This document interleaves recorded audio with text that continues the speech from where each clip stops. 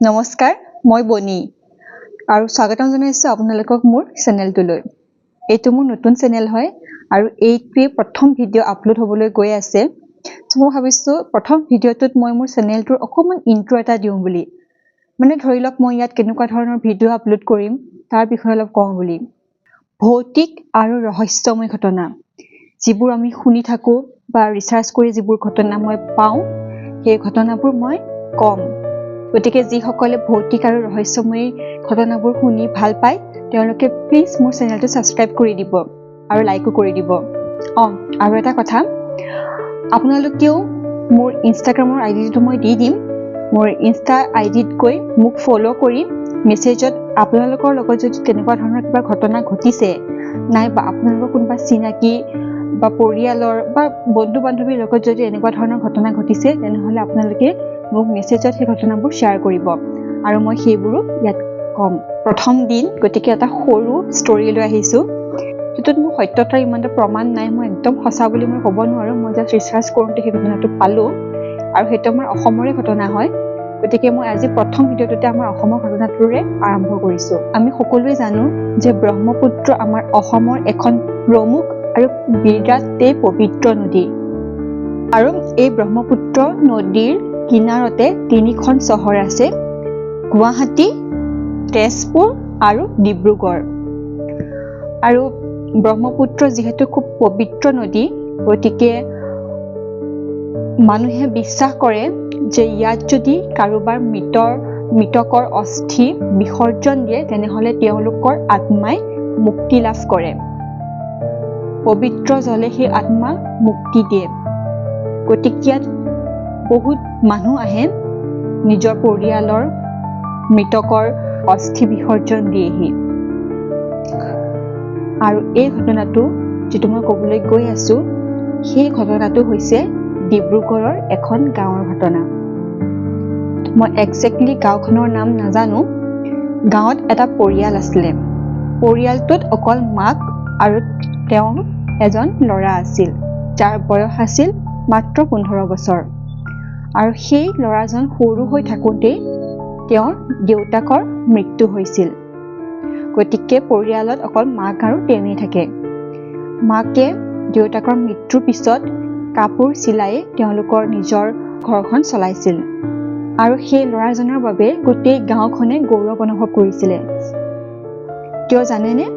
কাৰণ সেই ল'ৰাজনে মাত্ৰ 20 মিনিট সময়ত গোটেই ব্ৰহ্মপুত্ৰ নদীখন সাঁতুৰি পাৰ কৰিব পাৰিছিল, যাৰ বাবে গাঁওখনে তেওঁক লৈ, সেই ল'ৰাজনক লৈ খুবেই গৰ্ব অনুভৱ কৰিছিল।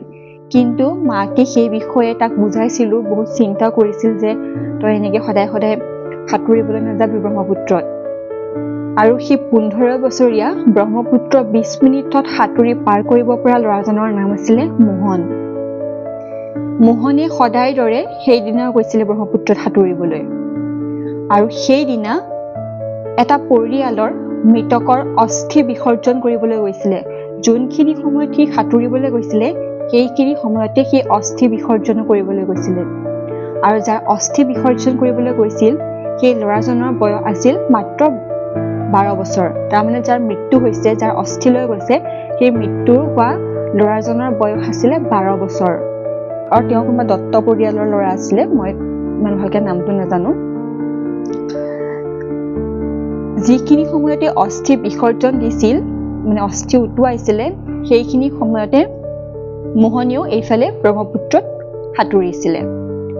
তাৰপিছত অস্থি উটি উটি উটি গৈ মোহনৰ গোটেই গাত, অস্থিৰ যিখিনি ছাই থাকে গোটেই গাত তাৰ ছাই লাগি গ'ল। সি যেতিয়া সাঁতুৰি পাৰলৈ আহিলে তেতিয়াহে দেখিলে যে তাৰ গোটেই গাত ছাই লাগি আছে, মানে অস্থিৰ ছাইবোৰ লাগি আছে। তেতিয়া সি ভাবিলে আৰু যে লাগিলে চাগে, সেইকাৰণে আৰু সি ইমান চিন্তা সেইবিলাক নকৰিলে। সি আকৌ পানীত জাপ মাৰি তাৰ নিজৰ গাটো আকৌ ভালকৈ ধুই ল'লে, মানে ছাই তাইবোৰ আঁতৰাই দিলে। তাৰপিছত সি পাৰলৈ আকৌ আহিলে। যেতিয়া চাফা হ'ল তাৰ শৰীৰটো, তেতিয়া সি গা চা মুচি কাপোৰ কানি পিন্ধি ঘৰলৈ উভতি গ'ল। সি এইটোৰ বিষয়ে অলপো চিন্তাই নকৰিলে, অলপো নাভাবিলে যে সেয়া তাৰ গাত কি লাগিছিল। আৰু সি একো নভবা নিশ্চিন্তাকৈ ঘৰলৈ গুচি গ'ল আৰু ঘৰত গৈ এই বিষয়ে তাৰ মাককো সি নকলে, কাৰণ সি এই বিষয়টোৰ ওপৰত গুৰুত্বই নিদিলে আৰু যিটোৱে তাৰ জীৱন ধ্বংস হৈ যোৱাৰ এটা কাৰণ হ'ব পাৰিলে হয়।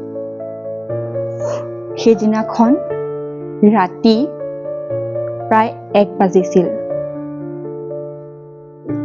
এটা ৰুমত শুই আছে মোহন আৰু তাৰ কাষৰ ৰুম এটাত শুই আছে তেওঁৰ মাক, মোহনৰ মাক, আৰু ঘৰখনততো আৰু তেওঁলোক দুজনৰ বাহিৰে আৰু কোনো নাই। ৰাতি প্ৰায় 1 মান বজাত মোহনে বিকট চিঞৰ মাৰিবলৈ ধৰিলে।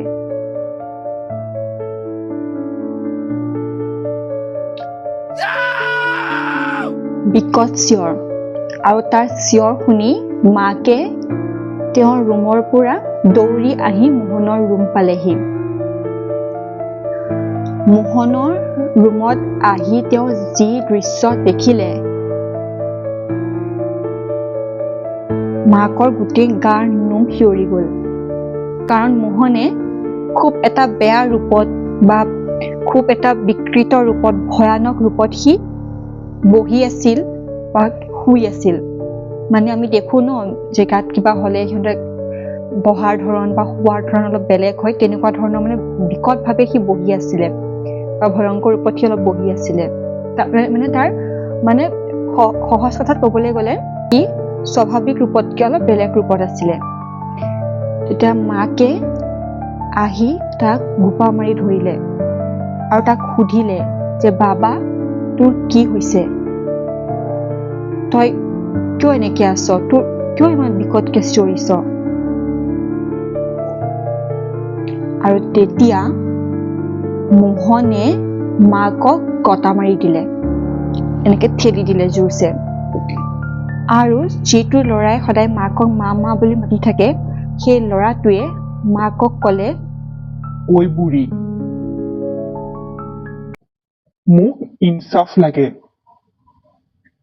মোক ইনচাফ দিব লাগিব, আৰু মই এতিয়া ইয়াত নাথাকো, মোক ঘৰলৈ লৈ গ'ল।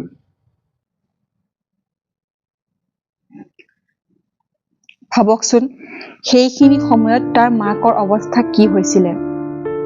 সি নিজৰ মাকক কৈছে বুঢ়ী বুলি, ঐ বুঢ়ী, মোক ইনচাফ লাগে আৰু মই ইয়াত নাথাকো, মোক মোৰ ঘৰলৈ লৈ গ'ল। মাকে সেইখিনি সময়তে চিঞৰ বাখৰ কৰি ওচৰ চুবুৰীয়া মানুহক মাতিলে। ওচৰ চুবুৰীয়া মানুহে আহিও তাৰ যিটো ৰূপ দেখিলে, তেওঁলোকে ভাবা নাই যে এনেকে কিবা বেয়া চাহ লাগিছে বা আত্মা লাগিছে।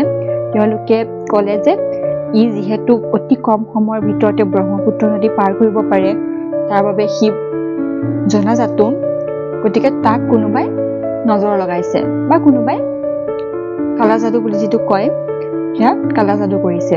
গতিকে তাক কাইলৈ ৰাতিপুৱা আমি গুৱাহাটীৰ কামাখ্যা মন্দিৰলৈ লৈ যাব লাগিব।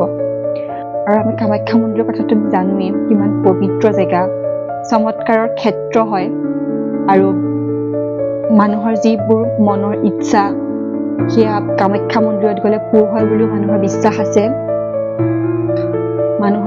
আছে। আৰু যদি কাৰোবাৰ বেয়া নজৰ লাগে বা কোনোবাই যদি কালা যাদু কৰে, তেন্তে সেইবিলাকো তাত নিবাৰণ হয় বুলি মানুহে বিশ্বাস কৰে। আৰু সেইকাৰণে গাঁৱৰ মানুহে ক'লে বা ওচৰ চুবুৰীয়া মানুহে ক'লে যে তাক কোনোবাই নজৰ লগাইছে, কাৰণ সি তাৰ এই টেলেণ্টটো দেখি, ব্ৰহ্মপুত্ৰ নদী পাৰ কৰা টেলেণ্টটো দেখি তাক কোনোবাই নজৰ লগাইছে বা কোনোবাই কালা যাদু কৰিছে।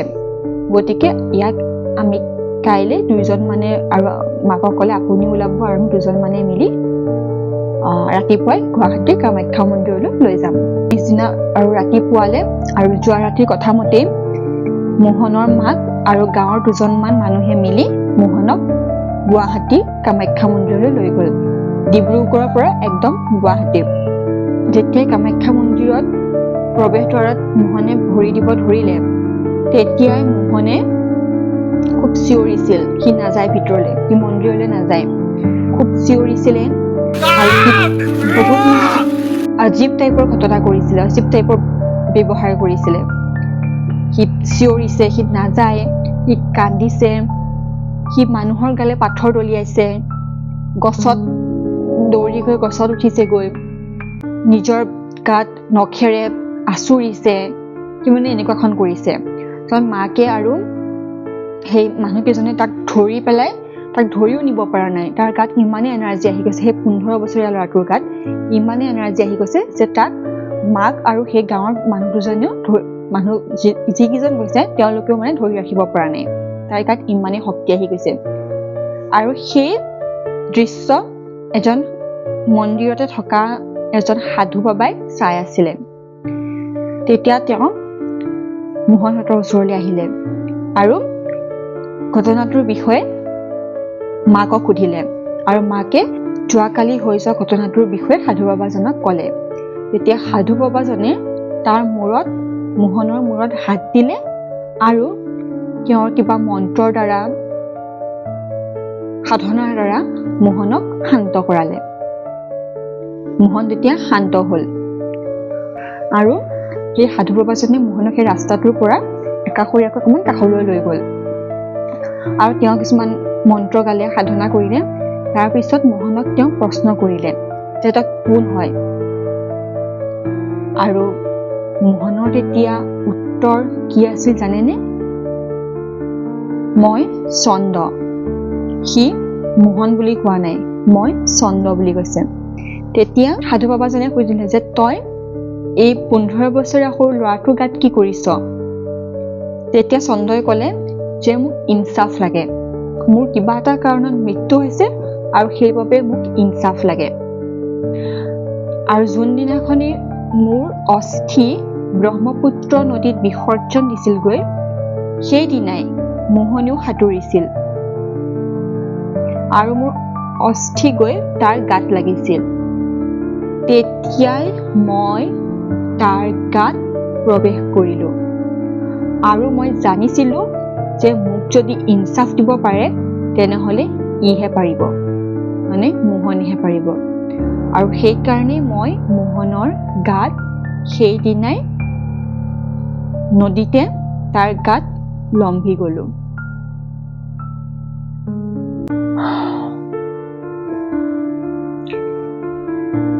সেই ল'ৰাত মোহনৰ মুখৰ পৰা সেই ওলোৱা কথা শুনি মোহনৰ মাক, গাঁৱৰ ওচৰৰ সেই মানুহকেইজন আৰু লগতে আশে পাশে যিসকল মানুহে চাই আছিলে সকলোৰে গাৰ নোম শিয়ৰি উঠিলে। মানে আৰু উঠিবলগীয়া কথাই, এইবোৰ যদি এতিয়া আমি কৈ আছো, আমাৰ লগত যদি এইবোৰ ঘটনা ঘটে তো আমাৰো সেই একেই অৱস্থা হ'ব।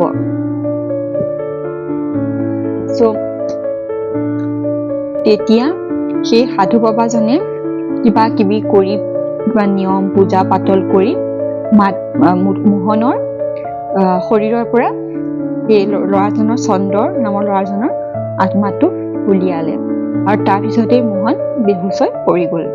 তেতিয়া বাবাজনে মোহনৰ মাকক ক'লে যে যিখিনি সময়ত সি সাঁতুৰিবলৈ গৈছিলে সেই সময়তে সেই চন্দ্ৰ নামৰ ল'ৰাজনৰ মৃতকৰ অস্থি উটুৱাইছিলে আৰু সেই অস্থি গৈ যেতিয়াই মোহনৰ গাত লাগিলে তেতিয়াই চন্দ্ৰৰ আত্মা মোহনৰ গাত প্ৰৱেশ কৰিলে।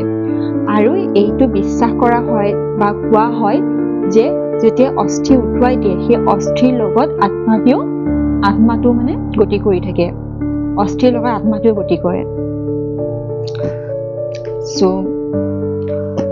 আৰু বাবাজনে লগতে এইটো কৈছিলে যে যদি তাক মানে মোহনৰ শৰীৰৰ পৰা সেই আত্মাটো নলিয়ালে হয় বা তাক যদি ইয়ালৈ নানিলে হয় তেনেহ'লে মোহনৰ মৃত্যু হোৱাৰো চান্স আছিলে। আৰু এনেও বেলেগ এটা এনাৰ্জি যদি আমাৰ শৰীৰত প্ৰৱেশ কৰে তেনেহ'লে আমাৰ এনাৰ্জিৰ লগত তাৰ এনাৰ্জি এনেও মেটচ নকৰিব, যাৰ ফলত আমাৰ শৰীৰ অৱশ হৈ আহিব, দুৰ্বল হৈ আহিব। ইয়াত স্বাভাৱিক কথা, বেছিদিন যদি এনেকৈ থাকে মানুহ মৰি যাব। আৰু সেইটো সাধু বাবাই ক'লে যে বেছিদিন যদি মোহনৰ শৰীৰত থাকিলে হয় তেনেহ'লে মোহনৰ মৃত্যু হ'ব পাৰিলে হয়, যিটো ভগৱানৰ আশীৰ্বাদত তাৰ ভাগ্যৰ ফলত তাৰ বৰ বিশেষ এটা ক্ষতি নহ'লে সময়মতে তাক কামাখ্যা মন্দিৰলৈ নিয়াৰ বাবে সি সাধুজনক লগ পোৱাৰ বাবে সি বেছি কষ্ট ভুগিবলগীয়া নহ'ল বা আৰু অধিক বিপদ আৰু অধিক ভয়ানক নহলগৈ পৰিস্থিতি। সেইকাৰণে মানুহে যি কাম কৰিলেও অলপমান ভাবি চিন্তি চাই চিতি কৰিব লাগে। আৰু আগৰ দিনৰ নিয়মবোৰ আচলতে এনেই সজা নিয়ম নহয়, এইবিলাকৰ বহুতো বৈজ্ঞানিক প্ৰমাণ। এতিয়া যিবিলাক নিয়ম আমি আগতে ককা আইতা ক'লে কিনো কৈছে বুলি আমি এনেই এৰি দিওঁ, এতিয়া সেইবোৰ নিয়মে কিন্তু বৈজ্ঞানিকভাৱে প্ৰমাণ হৈছে। আৰু যেতিয়া বৈজ্ঞানিকভাৱে প্ৰমাণ হৈছে তেতিয়া মানুহবিলাকে একচেপ্টো কৰিছে বাৰু, কিন্তু হ'লেও কিছুমান নিয়ম আমি এইবোৰ এনেই বুলি কৈ এনেকে এৰি দিব নালাগে। সেইবিলাকৰো এটা বৈজ্ঞানিক প্ৰমাণ সময়ে সময়ে ওলাই আহি আছে। গতিকে যি কি নহওক, আজিলৈ ইমানেই আছিলে সাধুটো। আজি বেছি মানে প্ৰথমতে ইন্ট্ৰটো দি দিলো ন, গতিকে এটা সৰু ষ্টৰীৰে আৰম্ভ কৰিলো। আৰু এই ষ্টৰীটো মই একদম সঁচা বুলি মই ক'ব নোৱাৰো, আই এম নট 100% চিয়'ৰ। আৰু যদি আপোনালোকক ভাল লাগিছে দেন প্লিজ লাইক কৰিব, কমেণ্ট কৰিব, আৰু ইনষ্টাত গৈ আইডিটো মোক ফ'ল' কৰি পেলাই মোক মেছেজ কৰিব আপোনালোকৰ লগত যদি এনেকুৱা ধৰণৰ ঘটনা ঘটিছে। অকল ভৌতিক বুলিয়ে নহয় বা ৰহস্যময়ী যিকোনো ঘটনাই হওক, যদি ঘটিছে মোক মেছেজ কৰিব আৰু মই ইয়াত ক'ম। গতিকে আজিলৈ ইমানেই, নেক্সট ভিডিঅ'ত আকৌ লগ পাম। ধন্যবাদ।